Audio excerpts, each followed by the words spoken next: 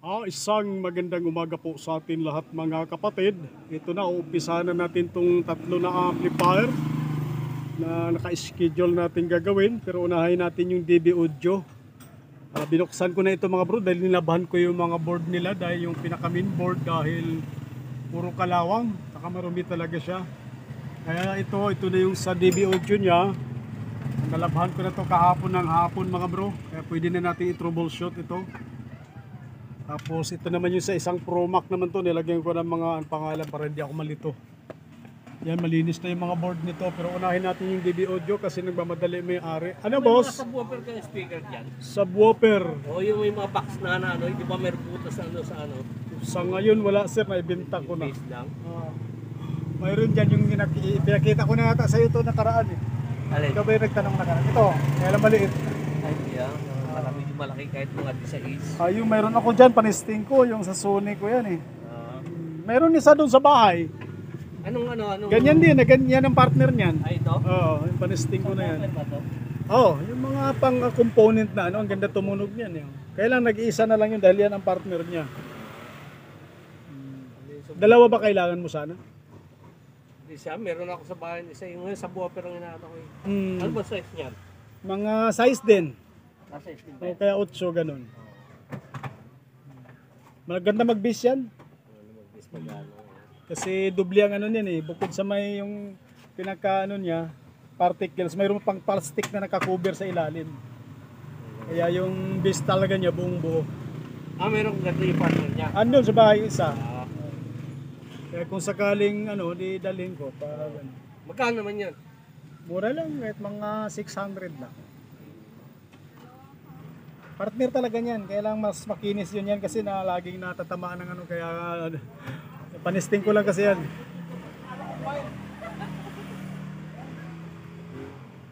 Kaya pag ano, sabihin mo lang sa akin pag ano, para dalhin ko, no? Sige. So tuloy natin mga bro. So ito na. Kasi binaklas ko na nga itong pinaka-main board nito.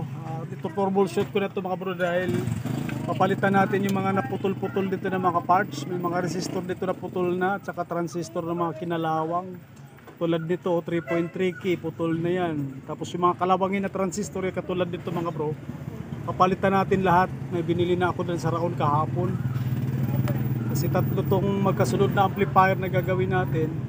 Lahat ng kalawangin na transistor dyan papalitan natin ng bago. Kasi naubos na rin yung mga sikanahan ko na paano. Kaya namili na lang ako kahapon ng mga bagong parts para dito sa mga ampli na to.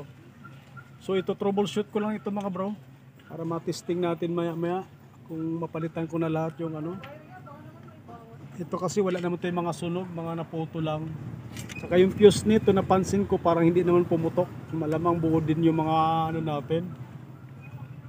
Yung ating mga power output transistor. So palitan ko lang mga bro, i-update ko lang kayo mamaya. Samantalahin natin habang walang tugtog tong aking katabi na salon. Yan yung katapat ko na salon kasi malakas magpatugtog din yan eh. Pero okay lang yan, mapakiusapan naman natin kung sakaling magpatugtog na naman sila na malakas. Tandaan lang natin, idaan natin sa pakiusap lang. So update ko lang kayo mamaya mga bro. So troubleshoot, palitan ko lang yung mga kinalawang ng mga parts.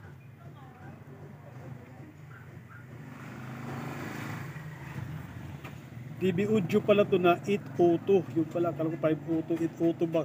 Ito may Bluetooth na rin pala to. Okay. So ayan, tanggal na natin yung mga putol-putol na mga parts ng mga kinalawang mga bro. Nabaklas na natin. May remote pa ba dyan? May mga remote pa dyan? Anong brand ng Hisense? Ano, smart? Ilang inches pala yun?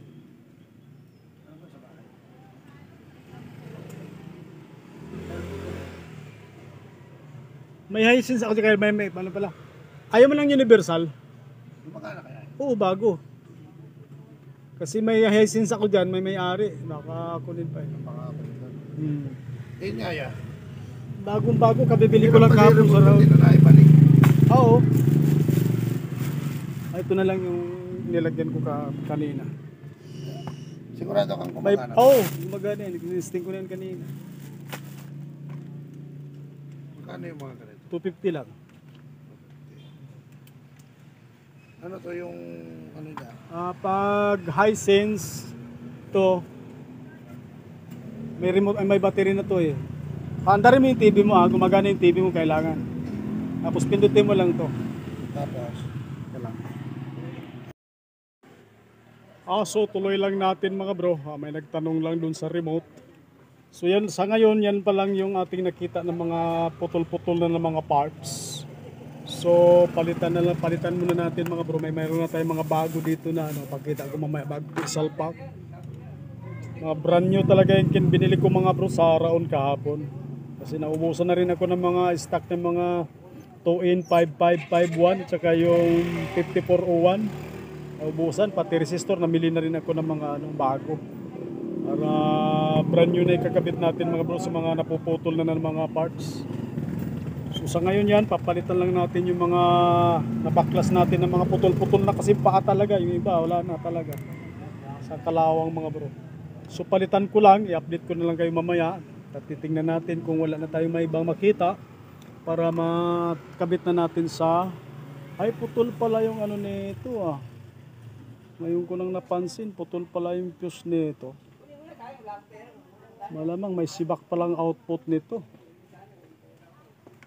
So baklasin muna natin pala yung power output nito mga bro. Putol pala. Hindi ko napansin, nakala ko nung nalinis na. Medyo yun, kitang-kita ko na. Yung hindi pa nalinis, madumi, hindi ko gaano nakikita. Testerin lang natin yung fuse. Bakit buhay naman? Aba, may jumper na to. Putol dun sa harap eh. Kasi pinagawa na raw kasi ito dati. Putol yung pinaka-fuse mismo, malamang may jumper sa likod. Wala naman Bakit ganun? Maloko to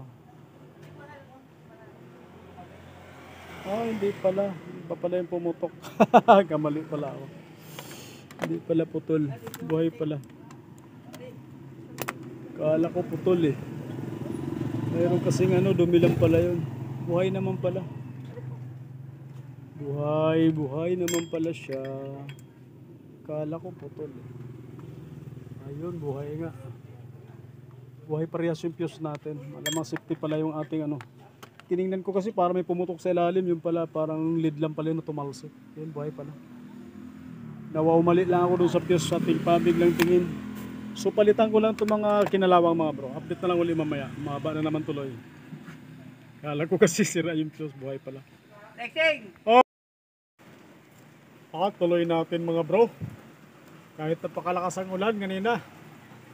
Medyo minahina na kaya tuloy na natin. So napalitan na natin tong lahat ng transistor dito sa side na to. Yung mga kinalawang. Yung mga mahahaba na to mga transistor mga bro. Yung mga bago na yan. Yung mga mahaba ang paa. Hindi ko na pinutulan mga bro. Sinagad ko na lang. Para kung sakaling pagdating ng kalawangin may matira pa pwede pang putulan at didugtong uli. Yan lang naman ang pinalitan natin, yung 6 na transistor dito at saka yung 2 resistor na 3.3 key. Tsaka ito palang 104 na mylar pala. Yan lang pinalitan natin mga bro.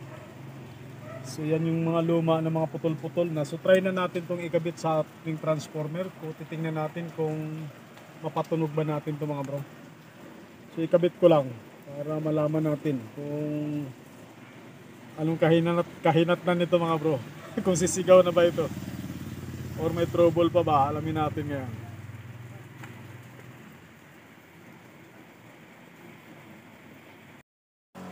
So tuloy tayo mga bro. Ito na ikabit na natin yung pinaka-main amp natin board dito sa kanyang power supply. Yan lahat yung ating pinalitan na mga transistor. Maganda talaga pala pag nalabhan talaga mga bro, kahit papaano napakakinis niya na napakalinis na yung ganyang pinaka-main amp, pinaka-main board niya. So nabayasan na natin yan mga bro, normal na yung bias niyan. Sound check na lang natin, titingnan natin kung maganda na siya. Maganda na yung bias niyan, left and right. So power on natin.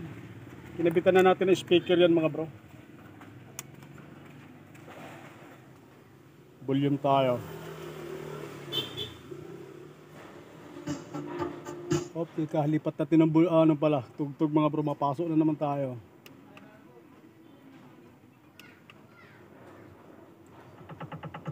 Dito tayo sa pamatay sunog natin na tugtog. Activated. DJ Jomar style.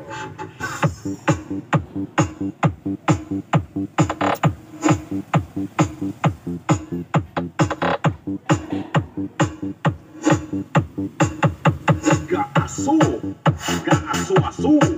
Ang yupit. Ariyo. Sampulan taka. Malinis na yung tunog mga bro. Papad lang natin para sigurado.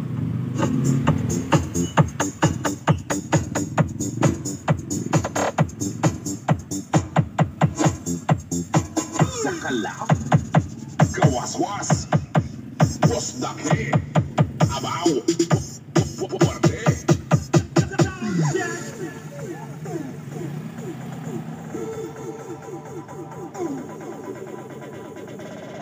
Pumbahan kamayan ka nagatakbok yan. O pumba.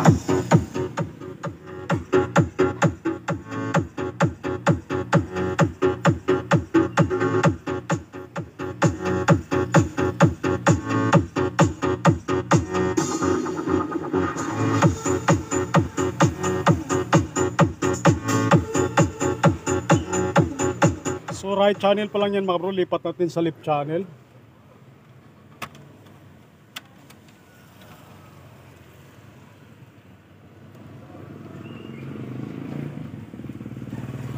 Ito naman tayo sa left channel, volume tayo.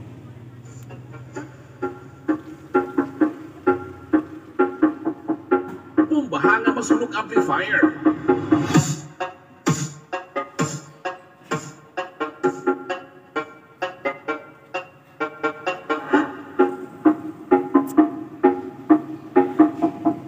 Pumbahan kamayan nga nagatakbok yan. O!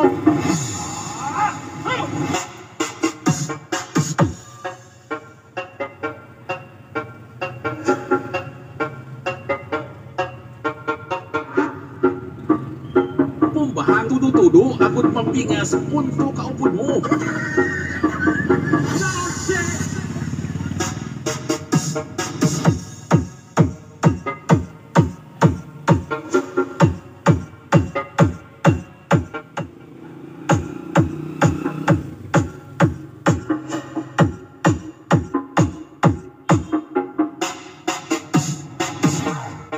Bomba.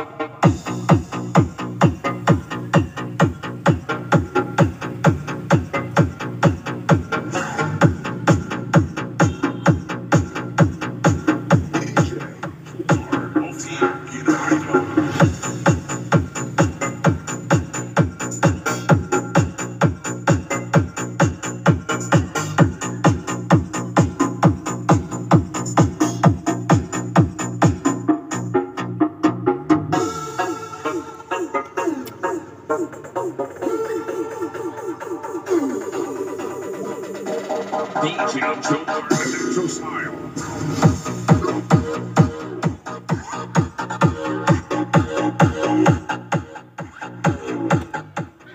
So okay na mga bro, maganda na yung left and right channel natin, malinis na parehas.